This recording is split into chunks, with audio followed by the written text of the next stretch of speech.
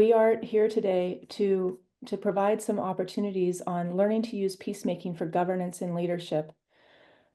We asked and we promised that we would give you tools to share these tools that might apply to any communities that you work in, whether it's in your personal lives, how you govern your family, in your studies, a study group, a research project, any place where humans are gathering together for meetings, and also in your current or future leadership roles in work environments.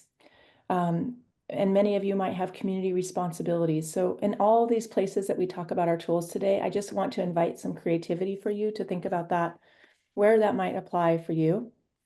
We will share a little bit about what we're talking about on this topic. Adrian will go first and then myself. Adrian and I are part of a project that was started that's a bridge building project on peacemaking between Latvia and the United States, also known as Turtle Island in some communities. We are going to be working directly with the Occupation Museum and maybe other museums in Latvia to fulfill this project over the next few years. Part of what came together for Adrian and I in these conversations was some strong and beautiful overlaps in the stories of peacemaking between the peoples of Latvia and the peoples of Turtle Island or the United States. And part of the invitation today is to go big, to let yourself sit in another perspective and another reality, just like we would do in any multicultural setting. And then to go ahead and turn on that part of you that's analytical or needing for something direct and tangible, know that that's coming too. So just invite yourself to take a moment to be introduced to another potential way of thinking that may have never been exposed to, and then also to trust that I'm here with my analytical former lawyer skills here to make sure that we have some practical tools for you today as well. I'm going to go ahead and ask that Adrian gets us started now. And thank you for coming, Adrian. It's nice to have you here when you're ready. Thank you, Maija. It's nice to see some of you guys and be in this space. I appreciate it. Um, like I said in my introduction, I'm Onöndowa'ga Seneca, which is part of Haudenosaunee Confederacy, which is a native nation on Turtle Island in the United States, on upstate New York. And so, first off, I'm not speaking for all Haudenosaunee people here. I'm just speaking for my understanding. There's a lot of colonization that happened in our world over here, so I didn't get to grow up with a great law, which I'm going to be talking about in my daily life.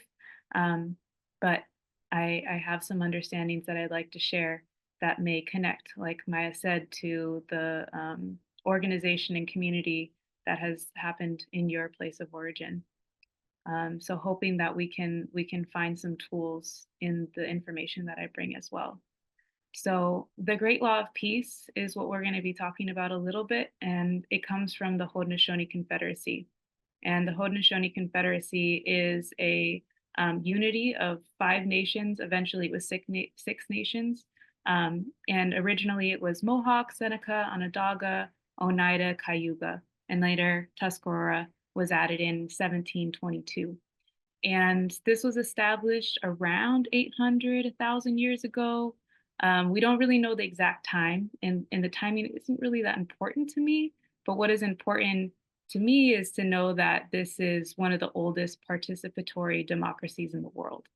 And the United States government was deeply influenced by this governance system. There's a lot of evidence for that. The founding fathers of the United States were meeting with Haudenosaunee leaders. They were in conversation, they were asking for guidance. And there's a lot of different things. You can go down the rabbit hole of those documents. And the Great Law of Peace, which is what connected the Haudenosaunee Confederacy, is a constitutional and spiritual foundation of the Haudenosaunee Confederacy. So it's similar to the United States Constitution, and it was bringing people together because originally those 5 nations were at war, and so they made this agreement to resolve that, come together in a stronger place, and create a system to maintain peace. Um, and essentially, the Great Law is a protocol of how we relate to one another on larger scales. It's a governance structure of nation to nation operating to maintain that peace, to no longer be in war with one another. It's a societal organization that supports an individual and how they contribute to the whole. And it's also a spiritual grounding, and an embodiment of a way of life. So it's a reminding for a whole people of the responsibility that they have to one another and to the environment and the earth. And so what I would like to share with you guys is some of the core values, some of the things that really stick out to me in the Great Law, and how we can use those things in our daily peacekeeping, in our community relating. And one of those, the first that feels really prominent, is this collective and environmental awareness. So this non-centered, non-human centric, non-individual centric way of being. So it's a governing and organizational structure that centers collective well-being, and it's also a way of life, an individual way of centering collective well-being. Another value is leadership and responsibility. So leadership as responsibility rather than leadership as an opportunity to overpower. Right? I think we probably have seen a lot of that in our world, where leaders come into power and then they can self-serve, or corruption happens. Leadership is seen in Haudenosaunee culture and in the Great Law as something that is a responsibility, something that is a responsibility to, again, that collective whole that I just spoke about. And I want to read a very brief quote from a transcription of the Great Law that is in one of the handouts that you guys can dig into later. And it says, "Chiefs of the League of Five Nations shall be mentors of the people for all time. The thickness of their skin shall be 7 spans, which is to say that they shall be proof against anger, offensive action, and criticism. Their hearts shall be full of peace and goodwill, and their minds filled with a yearning for the welfare of the people." So it's embedded in the Great Law that leadership has a responsibility to show up for other people and not for themselves. And this is something that is constant. That's just one quote. Another value is the importance of women in balance in society. So women are recognized to have an authority, and an innate wisdom as life givers, and a responsibility of creating life and bringing the next generations along. And then we have consensus decision making. So I think we probably all have experience in trying to get to a consensus, and it not being so easy. Even simple things like going out to dinner, or where do we want to eat, can be hard. And so when we think about 5 nations that span across a very large amount of space, how are they coming to a consensus? There's a very intricate process that I'm not going to go into, but I want us to think more about why consensus is prioritized and what it would require. And what it would require would be dialogue, deep listening, critical thinking, patience, mutual understanding, relationship with one another, and a deep commitment and agreement to continue to move forward towards that collective well-being. And okay, I'm going to wrap up here. Where I wanted to bring us, which Maija will go deeper into, is all of these values that are there. How do we get to them? What is the foundation that we need to be able to embody all of those values? And that is the wellness of the individual. So we think about collective awareness, leadership as responsibility, gender balance, consensus decision making. We think about what is it within our individual self that is going to be able to walk into those spaces. And there's a deep integration within Haudenosaunee culture as well around tending to that individual. So before leaders even get put into place, there's ceremony that is happening to clear themselves from grief, clearing the eyes, clearing the ears, clearing the mind, so that they can see and hear and speak the message of peace. So it's already interwoven within the culture and in the governance system to pay attention to the fact that us as individuals have a responsibility to tend to our own wellness, so that we can then walk into collective care and collective organizing, being aware of our minds and our hearts. And there's a lot more to that, but I want to wrap it up for you and hand it off to Maija. Thank you, Adrian. So what I'm just reflecting as I begin my share is the importance of core values. When we're coming into meetings, we might not always carry the same core values, and it might feel like that creates an environment that has tension and challenges. And so when I notice that, I always recommend seeing where there are core values that are in alignment. And in the work of bridging across cultural divides or perceived divides, usually we can look at core values that we're going to hold together in a circle and come to an agreement around that as a good foundation. So first of all, hello. Again, my name is Maija West. Welcome to the folks that are just arriving. I want to just have a brief share here on peacemaking in practice, building upon the knowledge that Adrian was sharing. I will say that I'm going to be providing you with a meeting agenda template because that's what this is about, is how do we integrate that? From my perspective, someone said to me the other day, well, if you're not an attorney anymore, what are you? And I said, I run meetings. And for me, any meeting is an opportunity for peacemaking. And I have some non-negotiables and when I'm facilitating, just because I want it to go well. And those things are making sure that there's a good opening, meaning something like we had today, but it can be a poem, a song, a way of moving the body, just anything to help folks become present and connected with each other. Then making sure that we have some agreements in the group. That can include taking turns speaking, that we matter, that everyone's perspective matters, that we have an opportunity to really listen to each other. So when we're not speaking, are we really listening?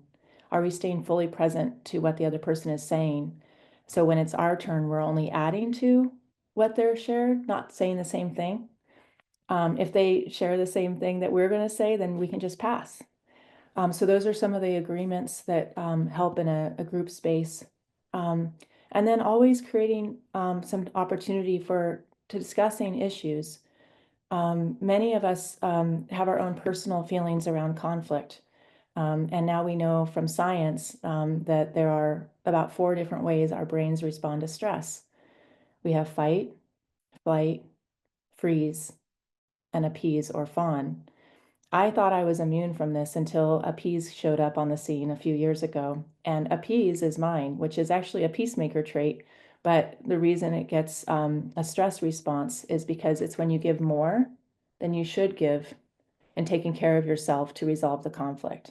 And that I'm now 50 this year, and it's taken me a lifetime to understand how to give just what I can to help support that so that it's not a stress response. But all of us have them. And so by designing meetings in a way that allow for a strong opening and for people to take turns, it helps calm our nervous systems down and help reduce the stress responses that we can experience in meetings. I'm going to just ask, is there anybody here who's ever had the experience of feeling very stressed out in a group meeting? Any type of meeting? If you have, feel free to use your reaction button or say yes. I've seen some hands raised. Yeah, so those are the reasons why we start avoiding meetings, because we have bad ones over and over again. And so there's a possible way to do this that allows for a good meeting to happen. And I don't have control over every meeting I'm in, but the ones that I do, I try to bring this forward.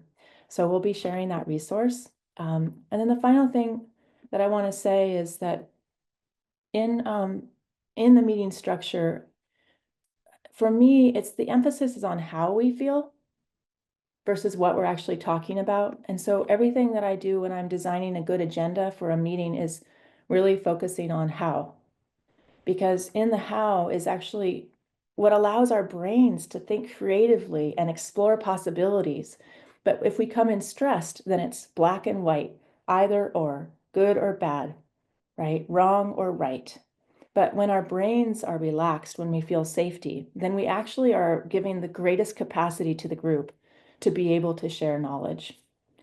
And I want to just appreciate and thank the introduction today from Adrian, because we borrow many principles here in the United States from the democracy of the Haudenosaunee, but we don't know that. So that starts to both be in our democracies all over the world, but also unconsciously into corporate cultures or academic environments. And so we have the greatest empowerment in our own design by designing our meetings differently. And then the final thing I'll say is, if we feel like our perspective doesn't matter because we come from underrepresented people, whether that's because of our gender, our cultural identity, our language, our nationhood, in that type of circle, every perspective matters. And the way I see the truth is a prism, a multifaceted prism sitting in the middle of a circle, and each person has their own point of view looking into that truth. And so if we don't hear from everyone, we actually don't get the best of the diversity of perspectives in that meeting. And when I'm talking to corporate clients, what I say is that's where you get your return on investment. You've invested heavily in a diversity of perspectives, but you're not listening to everybody in this room. What a loss. So that is the way I help value that. And now we know that that works. I set myself a timer because I love to talk about this topic. I'm going to go ahead and just wrap up my final thought and say that part of the practice today and the invitations in the small group is to think about what does it mean to focus on the issue of bad meetings versus good meetings in one way to think about it. But it's not about any individual. It's about just taking responsibility for how we design the spaces that we're in so that we can practice in a way that is more about power sharing than power hoarding or power over another. And that way we can support strong and consensus-based decision making, which is a strong hallmark of peacemaking. So with that, I'm going to close and say thank you for being here today. We're going to go ahead and go into the other part of our shares, and I'm going to stop our recording.